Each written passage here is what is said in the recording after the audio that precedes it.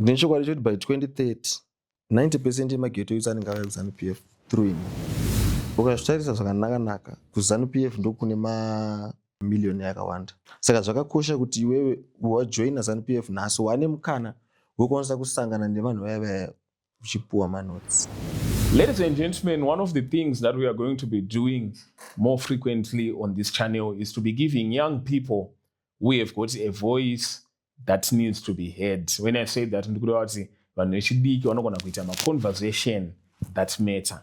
Not meaning kuti mamwe conversation they don't matter, but kuti mamwe they are there to entertain or just to create excitement in my youths. But ulambonoa vanhu vechidiki vanogona kunge vaine zvinhu zvine chekuita nevechidiki zvinogona kuchinja mararamiro avanoita or ramangwana ravo. And one of them today ndi munhu wandinoziva achinzi Glamour. Kana muchizwa masong awo ulengende mamwe akambonetsa so ndiye ainzi Glamour wedzera mawadzi. Yes, sir. Glamour madii chibaba. It's the first, bro. Ndikuona makanyazorova regalia so makanyazochena so we'll talk about that in fine. full detail. And chimondozo masong awo aproduce saka tisati aende hedu kune zvinhu zvakati zvatoda kutaura tombongotangira kumusic ndozokuintroduce. Okay, that's fine. Kuma-records ndakashanda navanhu vakati wandei muZimbabwe. The likes of ana Ulengendi ndindakaita song yake inonzi Ngwendeza Tungendeza. Ndakaita inonzi Ako. Ndikaita inonzi Musangotaure pandatadza. Yes. Ndikaita imwe inonzi Benzerane Benz. Yay. Music production vanashanda navawanda. Yes. Ladies and gentlemen, this is the main one kutaura the producer, but today we are not looking at him as a producer. Tikumbomuona ari zvaachatudza kuti ndiye ani. For those who might have known you now, semunhu wandiri kuona anenge ane zvematongero enyika zvaanombotaurawo kana kuonekerawo. Umbori ani first zita rako rekuberekwa iwo? Zita rangu rekuberekwa ini nditwa Elliot Banda. Elion Banda. Unenge uchibuda nekufi? Glenora, Masimbi. Glenora. Ndokwawakatokurira? Ndokwangu nanhasi. Saka towati mageto youth akatokwana cheche. Alright. Utizopinda music zvanhu zvapawo? Music ndakatanga kuita ndiri grade 7. Mudhara wangu aindisapota zvekuti ndakatopuwa room padeni. Iro ndichiita zvandaita ndiri mufana. Makore api? Hakuzi kunana 2016, 2015. Inspiration yaibva kupi manje? Inspiration yangu inini pane mufesi anonzi Sunshine. Yes, Sunshine mudanza muchisiri fine. Exactly. Ndiye munhu waindinakidza mabhits ake. Saka ndopakabva shungu dzangu ipapo pana Sunshine. Yes. Zvekuti makomisha ndo angu chaiwo mabhits. Ndopedza. Saka newe uchinyanyomhanya kuti ange tiri kunyanya kuona uri kudhanso iwe uchipedza kukomeshawo. Chinoitika chekuti dhanso muZimbabwe munomu ndo ine power because vanhu vari kuimba dhanso vane mahits akawanda kudarika mamwe masherere ese. Yes. Saka ndakangoti gani kufocusa padhanso plus vanhu ndoshanda navo ndevedhanso. Ladies and gentlemen, tamuona Elliot Banda wamunonyanyoziva achinzi Glamour. But now Elliot tiri kuona uri kubudikira pasocial media uchibatikira mune zvekuita neZANU-PF munguva inoi. A lot of people vanenge vaine mareason ekuti ukaona mayouth akubatikira kuZANU-PF pane zvavari kutsvaga, and we are going to talk about that in detail. Chimbondipo history yako yeZANU-PF kuti uzonzi wajoina ZANU-PF uye wakuite muZANU-PF zvosvikawo pakufamba kwapfeka shirt yakanyorwa ZANU-PF. Majoiniro ndakaita ZANU-PF inini kumashure kwesoko ndandiri munhu angangori achingoti yaita asina part. But then pandakasvitsa 18 years muna 2020. Yes. Ndipo ndakati no, part iyi ine vision iri visible yandiri kuona. Saka hazvina kuipa ndakagona kutera leader agara ari mugwara riri kutisvitsa patinogarika. Ndo musi wandakakusarudza kujoina ZANU-PF nanhasi. Handisati ndamboita pfungwa ina handisuvhi pandakaita pfungwa dzekusiya ZANU-PF because ndokumba ndokubasa. Ndakatonyatsotora mukana ndakati no, ndikanyatsotraya kuona kuti zviri kumbofamba sei, ndokwanisa kubatsirikana sei. Ndikaona kuti ZANU-PF was the best option. Saka nanhasi ndotoshaura kuti ZANU-PF ndo capital hombe yandakawana kuti ndisvika pandiri panapa. Kumashure uko waimbonzwisisa here zvine chekuita nepolitics nematongerwo enyika? Kumashure kwesoko ndainzwisisa zvine chekuita nepolitics. Ma-events ndaitoatenda but ndandisati ndangojoina chete. Ko kumhuri kwenyu munoitawo nezvepolitics here kana kuti mungori mhuriwo dzinongoraramawo? Kumhuri kwedu politics ndokudya. Ndichitenda mai vangu inini vanondipa gwara kuti apafambiswa so, apanofambiswa so, apanofambiswa so. Politics ndomararamiro edu kumba kwedu, ndo zvatinotoziva izvozvo. Right now I believe kuti you're an official, because mitroni kana usiri official it means kuti munhu ane chido neZANU-PF zvekudaro. Une chigaro chipi wewe musangano? KuZANU-PF mainly ndiri kuYouth League. Ndinomiririra maghetto youths kuYouth League. Kuti zvichemo zvemaghetto youths zvosvika pandiri zvozosvika kuvakuru vari pamberi pangu. Because izvezvi zviri hard kuti unogara kuGlenora kuti mangwana ungomuka wakutoti ndatiwo kuVIP, you're the most talked about party. That's impossible. Aunoti maghetto youths wewe mumunzwisa kwako ndeapi? Maghetto youths vanhu vakaita seninini vekuti tiri kutraya nepese patinogona and tiri kuzama nepese patinogona tichibudirira kugadzira upenyu from scratch, because hatina mahandouts.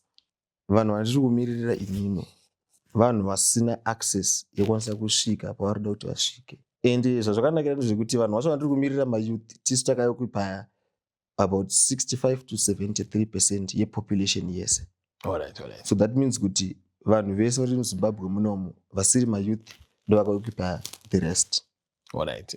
Saka that's why ndiri kupusha kuti every youth auye kumusangano apinde mugwara chairo rinoita kuti tese tigone kuempower, tese tigone kuzoitawo mabasa edu emaoko takasununguka. Zvakakosherei kuti munhu wechidiki wauri kutaura ajoine ZANU-PF munguva inoyi yekuti vamwe vanogona kunge vachiti zvinhu hazvisi kunyatsofamba, ndizvo vachipromiswawo mamwe mabudiriro nemamwe mapato anogona kunge achidawo? Ukazvitarisa zvakanaka kuZANU-PF ndokune mamiliyoni akawanda tichitarisa nationally. Saka zvakakosha kuti iwewe wajoina ZANU-PF nhasi wane mukana wekwanisa kusangana nevanhu vaya uchipuwa manotes, uchidzivisa kuti apanodainzwa, apanodainzwa mahara, because zvafanana nekuti waenda kunoona baba vako. Because maofficials ese ari kumusoro ndana baba vedu, tinototevera matsimba avo. Saka unenge uchiona uri padhuze kuti no, apanodainzwi uchiparticipata semuyouth. Zvekuti imi makatombokwanisa kugara nemamamiliyoni muchitoratidzwa kwarwa? Ndizive kuti ndochitaura nchiti chii kuti tisafile offensive kwangwana, but hazviitika kuti ugare kuVIP more than 10 times. Asi wakambogara more than 10 times? More than 10 times. Ndiri kuVIP. Because kuVIP ndiko kuna vanhu vanonzwa zvichemo zvemabhosi angu andituma maghetto youths.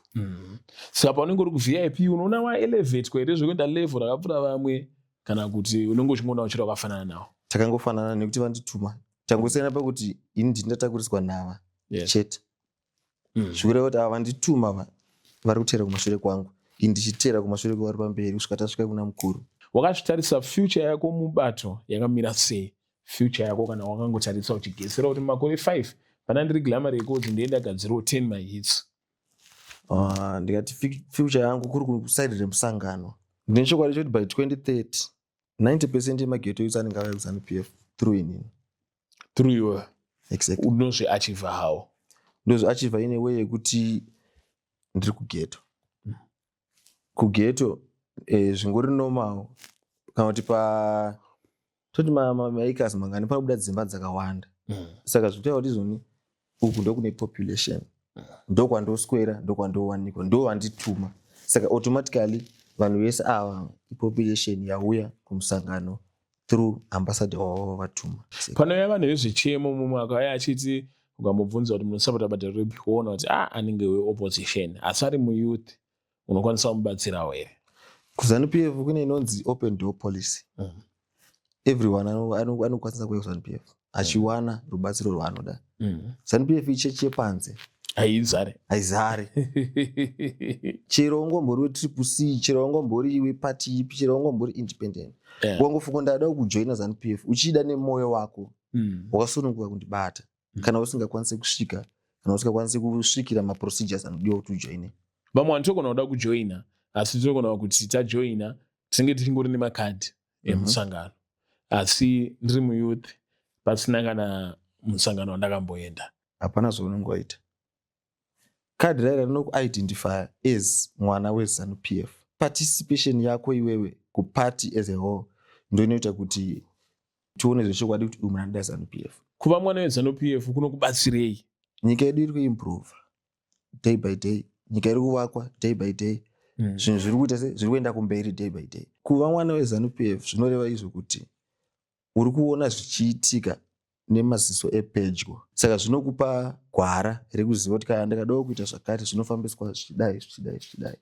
And kune mamwe mafunds, ma-empowerment funds anouya akanangana specifically ne-youth league. Saka zvikureva kuti iwo kana uri mwana weZANU-PF wajoina under youth league, une mukana wakangofanana newangu kana kuti newauyo kana kuti newauyo, urikwanisa kuwana empowerment yakauya yakanangana neZANU-PF youth league. Ndokwanisa kujoina ZANU-PF asi ndoregera kujoina youth league. Saka zvinondikosherei kuti ndinge ndiri muyouth league as well? Sezvandambotaura paipai ndikati ukacherechedza zvaizvezvi that mamiliyoni mazhinji mayouth, vanhu vari mugwara ratiri kuchiva tese kana kuti ratiri kuadmire tese, mayouth, maleaders edu vakaita sana Honorable Tino Machakaire, vakaita sana Emmanuel Mahachi, mayouth vana ndo sense iripo. So wakajoina unobva waitiwo mari here unge iva? Hakuna manoita mari nemashiripiti, unoshanda ndo chokwadi chakanaka. Because ukaudza munhu kuti ukajoina uchabva waita mari, zvinopa maproblems. Munhu achajoina achichiva mari kwete nekuti anoda musangano. Tobva tabvunza about bumbiro remutemo rakachinjwa izvezvi, tane inonzi Cape 3. Kwazvo.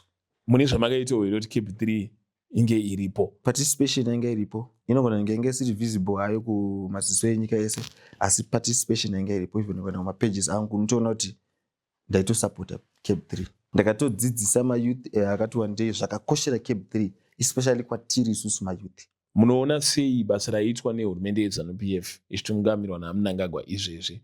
Basa riri kubatwa rakakurisa. Zvinobva zvadzoka futi paCape 3. Tikuita anonzi ma-long term projects. Zvafanana neTrabablas, ma-renovations akaitwa kuMbare Musika, ma-long term projects. That's why takaona zviri necessary kuti 2030 baba vasvike zvavaripo, vapedzise basa. Because basa riri kurohwa ende zvechokwadi, basa riri kubuda zvatiri kuona nemaziso edu tese. Ko vamwe vanogona kunge vachipokana nazvo vachinyunyuta chero mumastreets oro mumwoyo yavo, munoti chinawo? Zvinongoti pachinhu chese chakanaka hapashayikwe vanotaura zvakaipa. Pachinhu chose chakanaka hapashayikwe vanotaura zvakaipa. Ladies and gentlemen, ndiye Elliot Banda watinaye panapa tichimbonzwa kuti zvakamira sei. Nawo tichitarisa maarts nekumirira kwauri kuita, tiri kuona uri producer asi kumusangano uriko, which means hausingori member yemusangano isina zvainogona. Kwazvo.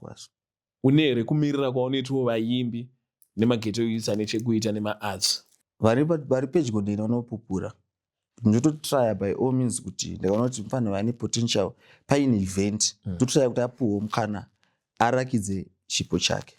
Mangoma handina kuregera, ndiri kutoita. Indizvo zvanakira kuti handichade mari inobva kumusic inouya vanhu vachinda kurekoda. Kurekoda mahara izvezvo. Saka mari wakuiwa nepi? Dzikushanda. Varume vari kushanda. Dzikushanda. Zvekuti manje munogona kunge makutosponsawo hapana music. Sponsorship yakaitotanga because free recording. Saka pachinzvimbo chekuti unge uchindipa mari yekurekoda, taakuita marecordings ese mahara. Mari iyaiya tichashandisa kuti tiende panext stage. Saka zviri kusevha mageto youths because mari iri kunetsa kutsvaga. Mageto youths orarama. Mageto youths orarama tese toenda kumberi tichifamba negwara remusangano. Mune zvamunoita here futi pamunomirira mageto youths zvine chekuita nemadrugs? Pane timu rakafamba netsoka raiya kubva kuBedbridge. Vanhu vaiva ndini ndakavatambira ndikabva navo ndikafamba navo kusvika mutauni tichiita inonzi anti-drug campaign. Ndiri leader ndichiti mageto youths ngatisiye zvinodhaka, nekuti gwara randoda kuti tifambe naro rinoda munhu wese ari sober, tichicalculata tese, tichifambirana, tichikorektana papotseka tese, nekuti zvinonzi chara chimwe hachikombe chimwe. Chara chimwe hachitswanye inda. Nekuti zvinonzi chara chimwe hachitswanye inda. Aiwa ndizvozvo chaizvo. Ndizvozvo. Participation yemayouth wakatarisa pamberi apa unoona ichinge yazokura sei? Participation yemayouth kumusangano kubvira panguva diki yandiri kutaura iyi kuti ndambotrya kuti munhu wese ave ajoina ZANU-PF. Participation yemayouth by 2030 handine chokwadi chekuti percentage yepopulation kuvanhu vari registered to vote inenge yahighest than mamwe makore ese. So tinenge tine mayouth ari kufarira nezvematongerwo enyika here akati wandei kudarika makore ese. Ndizvo chaizvo. Vamwe vanobva vati izvezvi kune zvipo zviri kupiwa vanhu kuratidza kuti vanhu ava vanenge vasapota musangano wepresident zvakanyanya. Tichikuonai makapfeka masuti yatenda kutoti Glamour ada kupiwa mota naSewick neo atirega ndimbopfeka suti yakanzi ZANU-PF. Ndofunga point inona kubuda zviri clear pakuti ini ndiri ghetto youth. Musangano ndouda nemoyo kwete nekuti ndoda kupiwa something. Nekuti kubva kumusangano zvandambotaura ndati ZANU-PF ndio yanga iri best capital I ever received. Chandiri kuda inini kumusangano ndechekuti gwara remusangano richengetedzwe sezvariri nemayouth. Kuappreciatewa kwakanaka. Handirambe ndinodawo kunzi ghetto youth wanawo apa enda kumusangano wedzera masutu ayo gwara remusangano richienda kumberi richifamba. Asi inini nemoyo wangu ndinoda ZANU-PF. Unoremekedza zvakadii mhuri yekutanga yemuZimbabwe? First family ndoiremekedza chaizvo chaizvo. Iri kutitungamirira zvandiri kuona zviri kuchinja upenyu hwangu nehwemamwe mayouth ese. Uchitarisa mabasa avo erehabilitation avari kubata, unoti chii mukubatsira kwavari kuita vanhu vechidiki vamunomirira kunyanya maghetto youths? Ndizvo zvandataura paya ndikati first family yakatikoshera nekuti mabasa airi kubata ari kuoneka nemaziso haasi yekuti unotsvaga unosangana nawo kwese kwese. Shoko rangu rakanyanya kundikoshera nderekuti maghetto youths tese ngatijoine ZANU-PF nekuti ZANU-PF ichechi yepanze haizari. Saka neuwandu hwedu tese tikauya tokwanisa kuimpower tese toimprove mastandards edu ekurarama. Ndo chekutanga. Mashoko mamwe epiri ndeyekuti guys ngatiregerei kutyira kure. Ini ndiri munhu akangofanana newe, tese tiri maghetto youth. Ndakamiririra iwewe saka ndotodawo zvichemo zvenyu, uyai nezvichemo zvenyu zvinotambirika. Vamwe vanenge vachingoshora kuti yuyu Glamour angatijoinise, angatibatsire here, anganzwe nyaya dzedu. Ndonzwa nyaya dzemaghetto youth because ndanditoriwo pavari right now. Saka ndichishuwa kuti munhu wese akwanisa kusvika level yekuti akwanisa kuzvisustain ari muyouth. Tichiwedzera employment, tichireduce drugs and substance abuse. Then hatichatyira kure. Kwazvo. Tokuwana kupi? Uye unotibatsira neinformation yipi? Okay. Pamasocials ndogara ndiri online. TikTok yakanzi Glamour Records, Facebook yakanzi CDE Glamour, Instagram futi yakanzi Glamour Records. Chero pawangodaisa message ndopindwa, ndokupa nhamba, ndokupa madetails anodiwa kuti ujoine ZANU-PF. Izvi zvaeasy. Because unokwanisa kuti tumira inini ndo-prepare, ndo-processor wokwanisa kujoina ZANU-PF. Zviri legit uri musystem yeZANU-PF. Uchiwana membership card rako mahara. Zvichitofamba. Ladies and gentlemen, this has been Elliot Banda, someone whom we would describe as an ambassador for the ghetto youths kuZANU-PF Youth League. Mubate ipa manumbers arichabudisa pa screen apa. If kana uine help yauri kungodawo inechekuita nekuti unokwanisa kujoina sei, unokwanisawo kubatsirwa neinformation imwe yaunenge uchida. And Ngoma Elliot, thank you for your time. Ngoma Zibo. And with that, we are out.